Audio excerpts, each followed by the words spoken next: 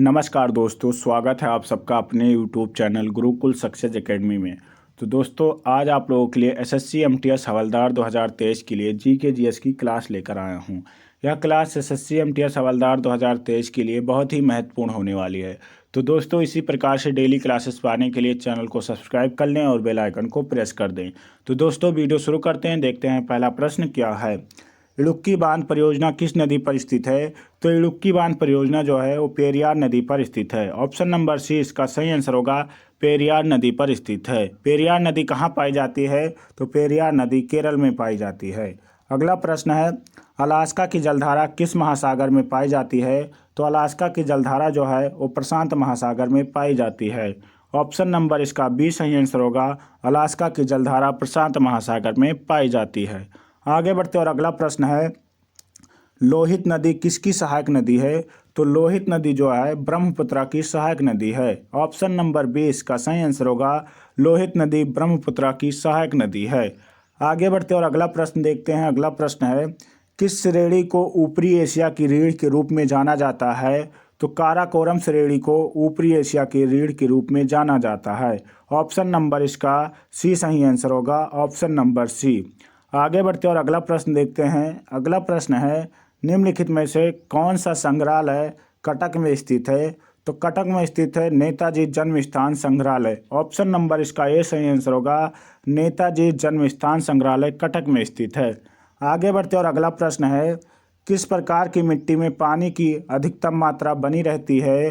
तो चिकनी मिट्टी में पानी की अधिकतम मात्रा बनी रहती है। ऑप्शन नंबर इसका ए सही आंसर होगा, चिकनी मिट्टी में पानी की अधिकतम मात्रा बनी रहती है। अगला प्रश्न है, हिमालय पर्वत की सुदूर उत्तरी पर्वतमाला को किस नाम से जाना जाता है? तो बाह्य हिमालय के नाम से जाना जाता है। ऑप्शन नंबर इसका ए सही आंसर होगा, बाह्य हिमालय के नाम से जाना जाता है। आगे बढ़ते और अगला प्रश्न है, निम्नलिखित में से कौन सी नदी जास्कर और लद्दाख पर्वतमाला के बीच बहती है? तो जास्कर और लद्दाख पर्वतमालाओं के बीच बहने वाली नदी जो है वो सिंध नदी है। ऑप्शन नंबर सी इसका सही आंसर होगा, सिंध नदी है। आगे बढ़ते और अगला प्रश्न है, गुरु शिखर पर्वत चोटी किस राज्य में स्थित है? तो गुरु शिखर पर्वत चोटी जो है वो राजस्थान में स्थित है। ऑप्शन नंबर इसका बी सही आंसर होगा, राजस्थान में स्थित है। आगे बढ़ते और अगला प्रश्न है, मंदाकिनी नदी अलकनंदा में कहाँ पर जाकर मिलती है? तो मंदाकिनी नदी अलकनंदा में रुद्रप्रयाग में मिलती है। ऑप्शन नंबर इसका सी सही आंसर होगा, रुद्रप्रयाग को अलकनंदा और मंदाकिनी के संगम को रुद्रप्रयाग कहा जाता है। आगे बढ़ते और अगला प्रश्न है, निम्नलिखित में से कौन सा अर्धचालक है?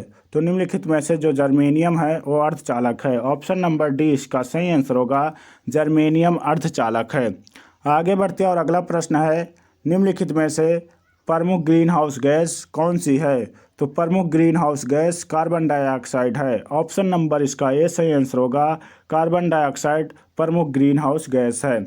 आगे बढ़ते और अगला प्रश्न देखते हैं। अगला प्रश्न है, जल का शुद्धतम रूप कौन सा है? तो जल का शुद्धतम रूप जो है वर्षा का जल माना जाता है, जल का शुद्धतम रूप। ऑप्शन नंबर इसका बी सही आंसर होगा। आगे बढ़ते और अगला प्रश्न है, सैम्पियन और सोडा में बुलबुले किसके कारण होते हैं? तो सैम्पियन और सोडा में बुलबुले कार्बन डाइऑक्साइड के कारण होते हैं। ऑप्शन नंबर इसका सी सही आंसर होगा, कार्बन डाइऑक्साइड के कारण होते हैं। आगे बढ़ते और अगला प्रश्न है, निम्नलिखित में से सबसे कठोर कौन सा है? तो सबसे कठोर जो है वो हीरा है। ऑप्शन नंबर इसका ए सही आंसर होगा, सबसे कठोर हीरा है। आगे बढ़ते और अगला प्रश्न है, निम्नलिखित में से कौन सी गैस न्यूनतम तापमान पर द्रव में बदल जाती है? तो न्यूनतम तापमान पर हाइड्रोजन जो है वो द्रव में बदल जाता है।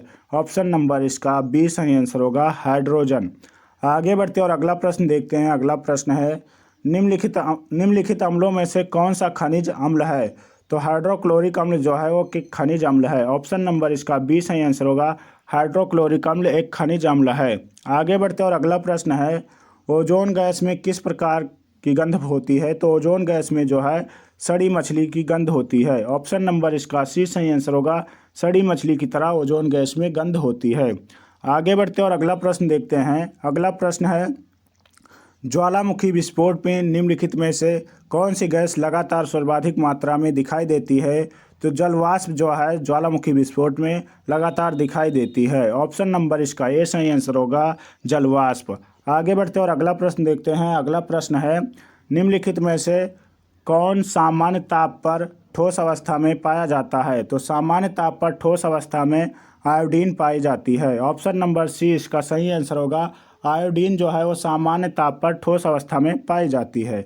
आगे बढ़ते और अगला प्रश्न देखते हैं। अगला प्रश्न है, राजा राम मोहन राय द्वारा ब्रह्म समाज की स्थापना कब की गई थी? तो राजा राम मोहन राय द्वारा ब्रह्म समाज की स्थापना 1828 में किया गया था। ऑप्शन नंबर इसका सी सही आंसर होगा, 1828 में। आगे बढ़ते और अगला प्रश्न है, स्वामी विवेकानंद ने रामकृष्ण मिशन की स्थापना कब की थी? तो स्वामी विवेकानंद ने रामकृष्ण मिशन की स्थापना 1896 ईस्वी में किया था। ऑप्शन नंबर डी इसका सही आंसर होगा, 1896 ईस्वी में किया था। आगे बढ़ते और अगला प्रश्न है, भारत में दास प्रथा को कब अवैध घोषित किया गया? तो भारत में दास प्रथा को 1843 ईस्वी में अवैध घोषित किया गया। ऑप्शन नंबर इसका ए सही आंसर होगा, 1843 ईस्वी में भारत में दास प्रथा को अवैध घोषित किया गया। आगे बढ़ते और अगला प्रश्न देखते हैं। अगला प्रश्न है, प्लासी के युद्ध के समय बंगाल का नवाब कौन था? तो बंगाल का नवाब उस समय सिराजुद्दौला था। ऑप्शन नंबर इसका सी सही आंसर होगा, सिराजुद्दौला था। आगे बढ़ते और अगला प्रश्न देखते हैं। अगला प्रश्न है, पंजाब के राजा रणजीत सिंह की राजधानी कहाँ पर स्थित थी? तो पंजाब के राजा रणजीत सिंह की राजधानी लाहौर में थी। ऑप्शन नंबर इसका बी सही आंसर होगा, कहाँ पर थी? लाहौर में थी। आगे बढ़ते और अगला प्रश्न देखते हैं। अगला प्रश्न है, सुरक्षा प्रकोष्ठ नीति किससे संबंधित है? तो सुरक्षा प्रकोष्ठ नीति जो है वारेन हेस्टिंग से संबंधित है। ऑप्शन नंबर बी इसका सही आंसर होगा, वारेन हेस्टिंग से संबंधित है। दोस्तों, वीडियो में आगे बढ़ने से पहले आप लोगों से एक प्यारा सा रिक्वेस्ट है कि अगर आप चैनल पर नए हो तो प्लीज़ चैनल को सब्सक्राइब कर लें और वीडियो को लाइक कर दें और अपने दोस्तों तक शेयर कर दें। अगला प्रश्न है, ईस्ट इंडिया कंपनी के नेतृत्व में रॉबर्ट क्लाइव का उत्तराधिकारी निम्नलिखित में से कौन था? तो रॉबर्ट क्लाइव का उत्तराधिकारी हेस्टिंग था। ऑप्शन नंबर इसका सी सही आंसर होगा, हेस्टिंग था। आगे बढ़ते और अगला प्रश्न देखते हैं। अगला प्रश्न है, आदि ग्रंथ का संकलन किसने किया था? तो आदि ग्रंथ का संकलन गुरु अर्जुन देव ने किया था। ऑप्शन नंबर सी इसका सही आंसर होगा, गुरु अर्जुन देव ने किया था। आगे बढ़ते और अगला प्रश्न है, कुशासन के आधार पर डलहौजी ने किस राज्य को ब्रिटिश साम्राज्य में मिलाया था? तो अवध को मिलाया था। ऑप्शन नंबर इसका ये सही आंसर होगा, अवध को कुशासन के आधार पर डलहौजी ने ब्रिटिश राज्य में मिलाया था। आगे बढ़ते और अगला प्रश्न है, अंग्रेजों का सर्वाधिक विरोध किसने किया था? तो अंग्रेजों का सर्वाधिक विरोध जो है मराठों ने किया था। ऑप्शन नंबर डी इसका सही आंसर होगा, मराठों ने किया था। आगे बढ़ते और अगला प्रश्न है, किस सिख गुरु ने गुरु नानक जी की जीवनी लिखी थी? तो गुरु अर्जुन देव ने गुरु नानक जी की जीवनी लिखी थी। ऑप्शन नंबर डी इसका सही आंसर होगा, गुरु अर्जुन देव ने लिखी थी। आगे बढ़ते और अगला प्रश्न है, सुगौली की संधि किनके बीच संपन्न हुई थी? तो सुगौली की संधि जो है ईस्ट इंडिया कंपनी और नेपाल के बीच संपन्न हुई थी। ऑप्शन नंबर इसका ये सही आंसर होगा, ईस्ट इंडिया कंपनी और नेपाल के बीच सुगौली की संधि हुई थी। आगे बढ़ते और अगला प्रश्न है, द्वैध शासन नीति को किसने समाप्त किया था? तो द्वैध शासन नीति को जो है वारेन हेस्टिंग ने समाप्त किया था। ऑप्शन नंबर सी इसका सही आंसर होगा, वारेन हेस्टिंग ने समाप्त किया था। आगे बढ़ते और अगला प्रश्न है, शिवाजी का राजा अभिषेक कहाँ पर हुआ था? तो शिवाजी का राजा अभिषेक जो है वो रायगढ़ में हुआ था। ऑप्शन नंबर इसका ये सही आंसर होगा, रायगढ़ में हुआ था। आगे बढ़ते और अगला प्रश्न है, शिवाजी सर्वाधिक किससे प्रभावित थे? तो शिवाजी जो है वो जीजाबाई से प्रभावित थे। ऑप्शन नंबर इसका सी सही आंसर होगा, जीजाबाई से प्रभावित थे। जीजाबाई कौन थी शिवाजी की? आप लोग कमेंट बॉक्स में ज़रूर उत्तर देना। अगला प्रश्न है, 1909 ईस्वी के माल्या मिंटो सुधार किस कारण से विख्यात है? तो पृथक निर्वाचन प्रणाली के कारण विख्यात है माल्या मिंटो सुधार। ऑप्शन नंबर इसका ये सही आंसर होगा। आगे बढ़ते और अगला प्रश्न है, भारत में प्रांतों में द्वैध शासन की प्रणाली किस वर्ष शुरू की गई? तो 1919 में शुरू की गई। ऑप्शन नंबर इसका सी सही आंसर होगा, 1919 में शुरू की गई। आगे बढ़ते और अगला प्रश्न है, स्टैचू ऑफ लिबर्टी कहाँ पर स्थित है? तो स्टैचू ऑफ लिबर्टी जो है न्यूयॉर्क में स्थित है। ऑप्शन नंबर बी इसका सही आंसर होगा, न्यूयॉर्क में स्थित है। आगे बढ़ते और अगला प्रश्न है, दक्षिण भारत की सबसे लंबी नदी कौन सी है? तो दक्षिण भारत की सबसे लंबी नदी गोदावरी नदी है। ऑप्शन नंबर सी इसका सही आंसर होगा, गोदावरी नदी है। गोदावरी नदी के किनारे नासिक जिला जो है स्थित है। अगला प्रश्न है, वित्तीय आपात की घोषणा की जा सकती है? तो वित्तीय आपात की घोषणा अनुच्छेद 360 द्वारा की जा सकती है। ऑप्शन नंबर इसका ए सही आंसर होगा, अनुच्छेद 360 द्वारा की जा सकती है। आगे बढ़ते और अगला प्रश्न है, नील नदी का स्रोत क्या है? तो नील नदी का स्रोत जो है विक्टोरिया झील है। ऑप्शन नंबर इसका सी सही आंसर होगा, नील नदी का स्रोत विक्टोरिया झील है। आगे बढ़ते और अगला प्रश्न है, स्वयं को दूसरा सिकंदर कहने वाला सुल्तान कौन था? तो स्वयं को दूसरा सिकंदर कहने वाला सुल्तान अलाउद्दीन खिलजी था। ऑप्शन नंबर बी इसका सही आंसर होगा, अलाउद्दीन खिलजी था। आगे बढ़ते और अगला प्रश्न है, विक्रम साराभाई अंतरिक्ष केंद्र कहाँ पर स्थित है? तो विक्रम साराभाई अंतरिक्ष केंद्र जो है वो तिरुवनंतपुरम में स्थित है। ऑप्शन नंबर इसका ए सही आंसर होगा, विक्रम साराभाई अंतरिक्ष केंद्र तिरुवनंतपुरम में स्थित है। आगे बढ़ते और अगला प्रश्न है, प्रतिवर्ष राष्ट्रीय उपभोक्ता दिवस कब मनाया जाता है? तो प्रतिवर्ष राष्ट्रीय उपभोक्ता दिवस 24 दिसंबर को मनाया जाता है। ऑप्शन नंबर इसका बी सही आंसर होगा, 24 दिसंबर को मनाया जाता है। आगे बढ़ते और अगला प्रश्न है, भारत का प्रथम हिंदी दैनिक समाचार पत्र का नाम क्या है? तो भारत का प्रथम हिंदी दैनिक समाचार पत्र का नाम उदंड मार्तंड है। ऑप्शन नंबर इसका बी सही आंसर होगा, उदंड मार्तंड है। Option number B.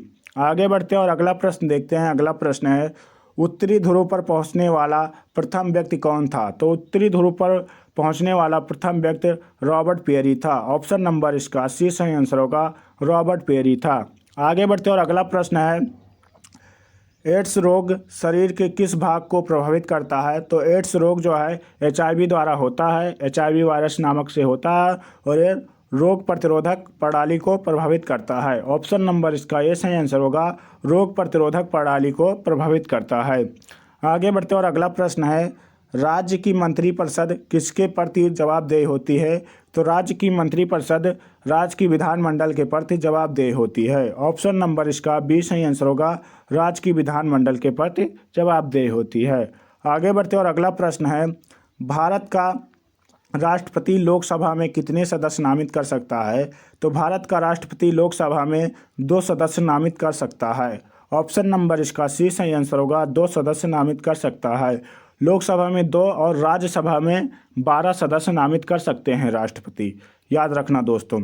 आगे बढ़ते और अगला प्रश्न है, भारत में क्रिप्स मिशन का आगमन कब हुआ था? तो भारत में क्रिप्स मिशन का आगमन 1942 ईस्वी में हुआ था। ऑप्शन नंबर इसका ए सही आंसर होगा, क्रिप्स मिशन का आगमन भारत में 1942 में हुआ था।